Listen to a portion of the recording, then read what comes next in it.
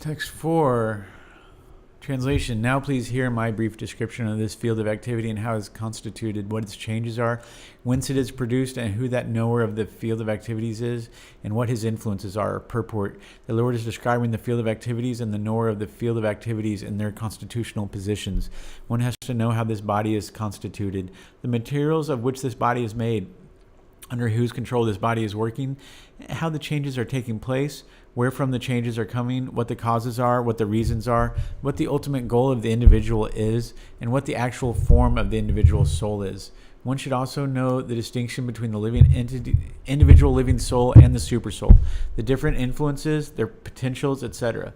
One just has to understand this Bhagavad-gita directly from the description given by the Supreme Personality of Godhead, and all this will be clarified. But one should be careful not to consider the Supreme Personality of Godhead in every body and individual soul to be the Jiva. This is something like equalizing the potent and the impotent. Text 5. Translation. That knowledge of the field of activities and of the knower of activities is described by various sages in various Vedic writings, especially in the Vedanta Sutra, and it is presented with all reasoning as to cause and effect. Purport. The Supreme Personality of Godhead, Krishna, is the highest authority in explaining this knowledge. Still, as a matter of course, learned scholars and standard authorities always give evidence from previous authorities. Krishna is explaining this most controversial point regarding the duality and non-duality of the soul and the supersoul by referring to scriptures, the Vedanta, which are accepted as authority. First, he says, this is according to different sages. As far as the sages are concerned, besides himself, Vyasadeva, the author of the Vedanta Sutra, is a great sage, and in the Vedanta Sutra, duality is perfectly explained. And Vyasadeva's father, Parashara, was also a great sage, and he writes in his books of religiosity, Aham Tvam Cha Athanye, we, you, I, and various other living entities are all transcendental, although in material bodies. Now we are fallen into the ways of the three modes of material nature according to our different karma. As such, some are on higher levels and some are in the lower nature. The higher and lower natures exist due to ignorance and are being manifested in an infinite number of living entities. But the supersoul, which is infallible, is uncontaminated by the three qualities of nature and is transcendental. Similarly, in the original Vedas, a distinction between the soul, the supersoul, and the body is made, especially in the Katha Upanishad. There is a manifestation of the Supreme Lord's energy known as Anandamaya, by which one depends simply upon food for existence. This is a materialistic realization of the Supreme. Then there is Pranamaya. This means that after realizing the Supreme Absolute Truth in foodstuff, one can realize the Absolute Truth in the living symptoms or life forms. In Jnanamaya, the living symptom develops to the point of thinking, feeling, and willing. Then there is Brahman realization and the realization called Vijnanamaya, by which the living entity's mind and life symptoms are distinguished from the living entity himself.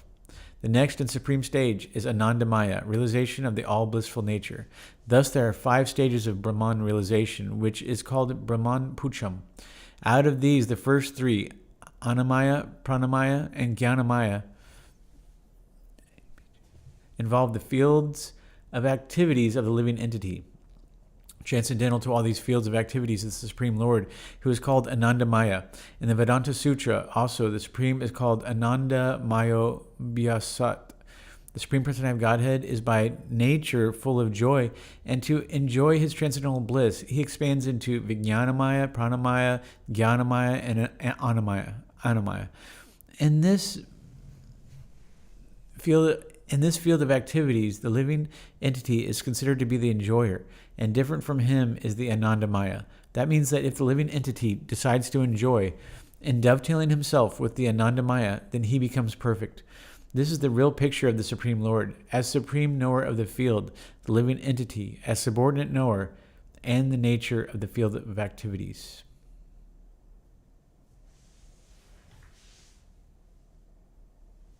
Text 6 through 7.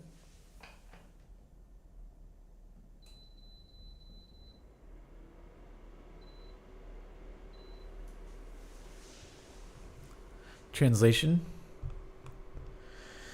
The 5 great elements: false ego, intelligence, the unmanifested, the 10 senses, the mind, the 5 sense objects, desire, hatred, happiness, distress, the aggregate, the life symptoms, and convictions. All these are considered, in summary, to be the field of activities and its interactions. Purport.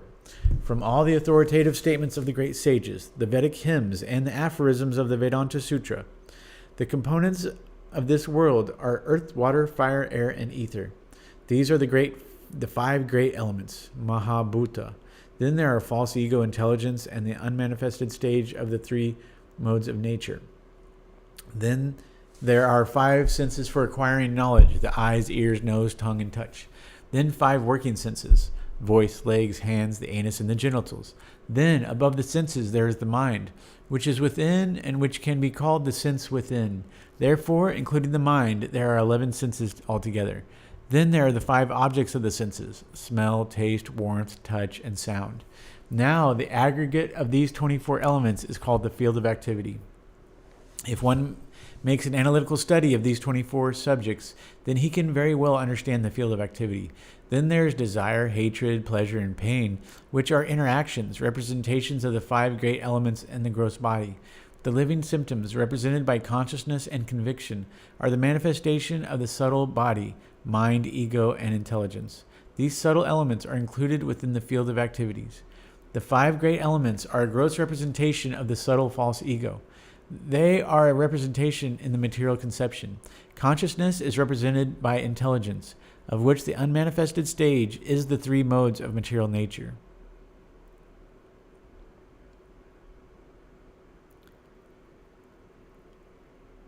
The unmanifested 3 modes of material nature is called pradhana.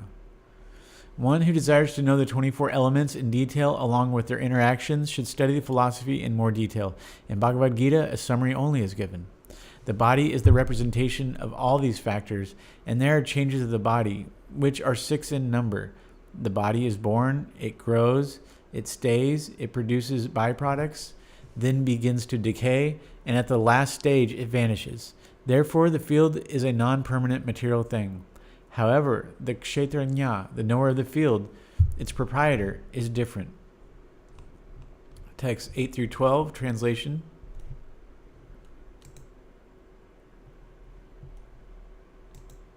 Humility, pridelessness, nonviolence, tolerance, simplicity, approaching a bona fide spiritual master, cleanliness, steadiness, and self-control, renunciation of the objects of sense gratification, absence of false ego, the perception of the evil of birth, death, old age, and disease, non-attachment to children, wife, home, and the rest, and even-mindedness amid pleasant and unpleasant events, constant and unalloyed devotion to me, resorting to solitary places, detachment from the general mass of people, accepting the importance of self-realization, and philosophical search for the absolute truth. All these I thus declare to be knowledge, and what is contrary to these is ignorance. Purport. This process of knowledge is sometimes misunderstood by less intelligent men as being the interaction of the field of activity. But actually, this is the real process of knowledge. If one accepts this process, then the possibility of approaching the absolute truth exists. This is not the interaction of the tenfold elements as described before. This is actually the means to get out of it. Of all the descriptions of the process of knowledge, the most important point is described in the first line of the 10th verse. The process of knowledge terminates in unalloyed devotional service to the Lord. So if one does not approach or is not able to approach the transcendental service of the Lord, then the other 19 items are of no particular value. But if one takes to devotional service in full Krishna consciousness, the other 19 items automatically develop within him. The principle of accepting a spiritual master, as mentioned in the 7th verse, is essential. Even for one who takes to devotional service, it is most important.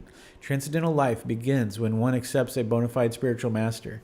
The Supreme Personality of Godhead, Sri Krishna, clearly states here that this process of knowledge is the actual path.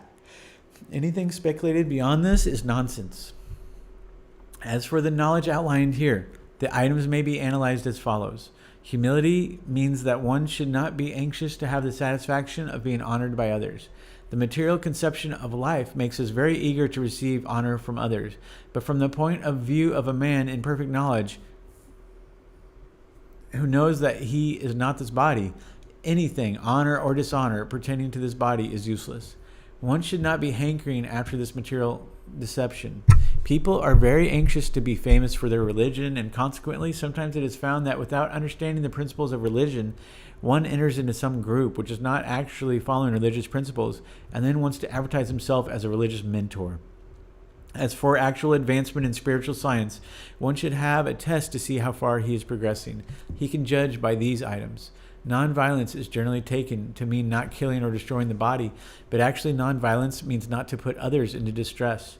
People in general are trapped by ignorance in the material concept of life, and they perpetually suffer material pains. So unless one elevates people to spiritual knowledge, one is practicing violence. One should try his best to distribute real knowledge to the people so that they may become enlightened and leave this material entanglement. That is nonviolence. Tolerance means that one should be practiced to bear insult and dishonor from others.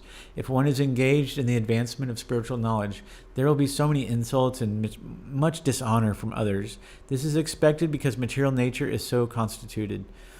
Even a boy like Prahlad, who only 5 years old was engaged in the cultivation of spiritual knowledge, was endangered when his father became antagonistic to his devotion.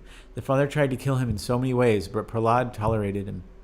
So, for making advancement in spiritual knowledge, there may be many impediments, but we should be tolerant and continue our progress with determination. Simplicity means that without diplomacy, one should be so straightforward that he can disclose the real truth even to an enemy. As for acceptance of the spiritual master, that is essential, because without the instruction of a bona fide spiritual master, one cannot progress in the spiritual science. One should approach the spiritual master with all humility and offer him all services so that he will be pleased to bestow his blessings upon the disciple. Because a bona fide spiritual master is a representative of Krishna, if he bestows any blessings upon his disciple, that will make the disciple immediately advanced without the disciples following the regulated principles. Or the regulated principles will be easier for one who has served the spiritual master without reservation. Cleanliness is essential for making advancement in spiritual life. There are two kinds of cleanliness, external and internal. External cleanliness means taking a bath, but for internal cleanliness, one has to think of Krishna always and chant Hare Krishna, Krishna Krishna, Hare Hare, Hare Rama, Rama Rama, Hare Hare. This process cleans the accumulated dust of past karma from the mind. Steadiness means that one should be very determined to make progress in spiritual life. Without such determination, one cannot make tangible progress. And yet self-control means that one should not accept anything which is detrimental to the path of spiritual progress. One should become accustomed to this and reject anything which is against the path of spiritual progress. This is real renunciation. The senses are so strong that they are always anxious to have sense gratification. One should not cater to these demands, which are not necessary. The senses should only be gratified to keep the body fit so that one can discharge his duty in advancing in spiritual life. The most important and uncontrollable sense is the tongue. If one can control the tongue, then there is every possibility of controlling the other senses. The function of the tongue is to taste and to vibrate. Therefore, by systematic regulation, the tongue should always be engaged in tasting the remnants of foodstuffs offered to Krishna and chanting Hare Krishna. As far as the eyes are concerned, they should not be allowed to see anything but the beautiful form of Krishna. That will control the eyes. Similarly, the ears should be engaged in hearing about Krishna, and the nose in smelling the flowers offered to Krishna. This is the process of devotional service. And it is understood here that Bhagavad-gita is simply expounding the science of devotional service. Devotional service is the main and sole objective. Unintelligent commentators on the Gita try to divert the mind of the readers to other subjects, but there is no other subject in Bhagavad-gita but devotional service. False ego means accepting this body as one's self. When one understands that he is not his body and his spirit soul, that is real ego. Ego is there. False ego is condemned, but not real ego. In the Vedic literature, it is said, Aham Brahmasmi. I am Brahman. I am spirit.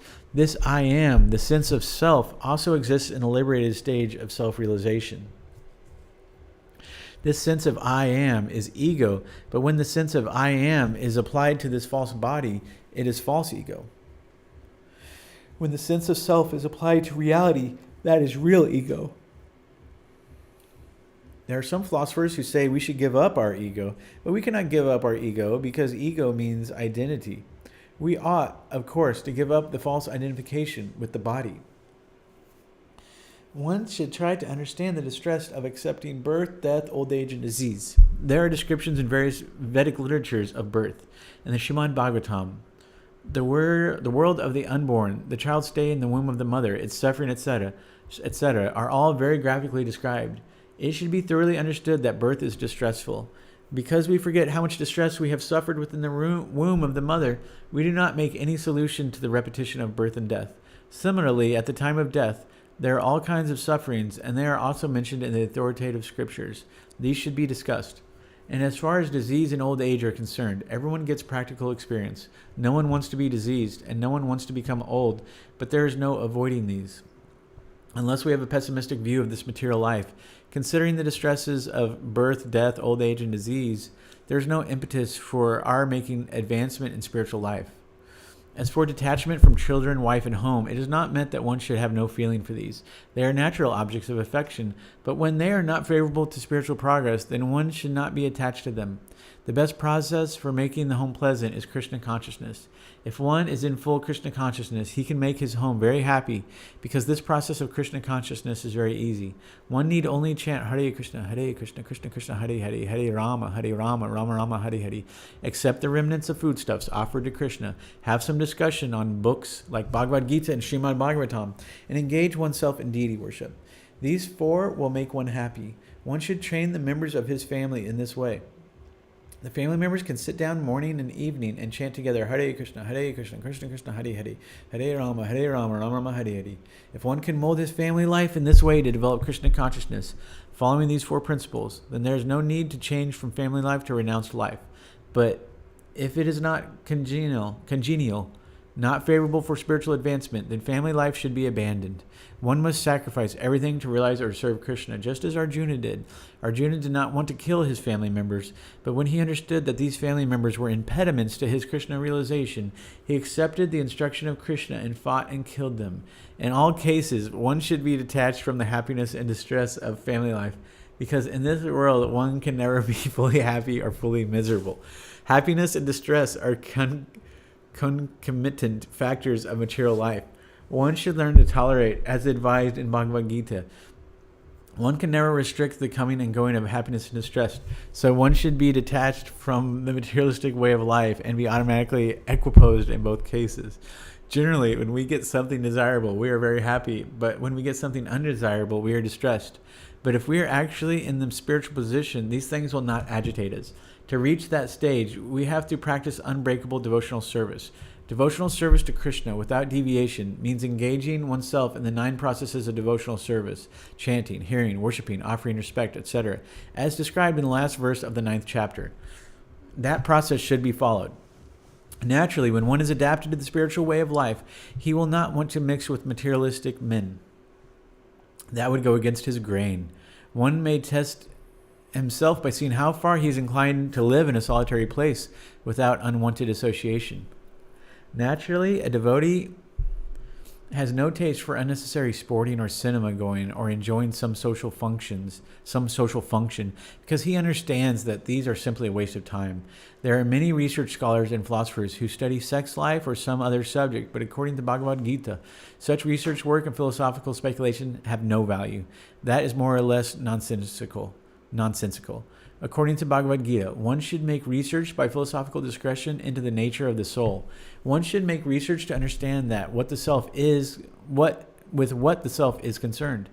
One should make research to understand with what the self is concerned. That is recommended here. As far as self-realization is concerned, it is clearly stated here that bhakti yoga is especially practical. As soon as there is a question of devotion, one must consider the relationship between the supersoul and the individual soul. The individual soul and the supersoul cannot be one, at least not in the bhakti conception, the devotional conception of life. This service of the individual soul to the Supreme Soul is eternal, nityam, as is clearly stated. So bhakti or devotional service is eternal. One should be established in that philosophical conviction. Otherwise, it is only a waste of time, ignorance. In the Srimad Bhagavatam, this is explained. Vedanti tattva vidas tattvam yagnam avyayam. Those who are actually knowers of the absolute truth know that the self is realized in 3 different phases as Brahman, Paramatma, and Bhagavan.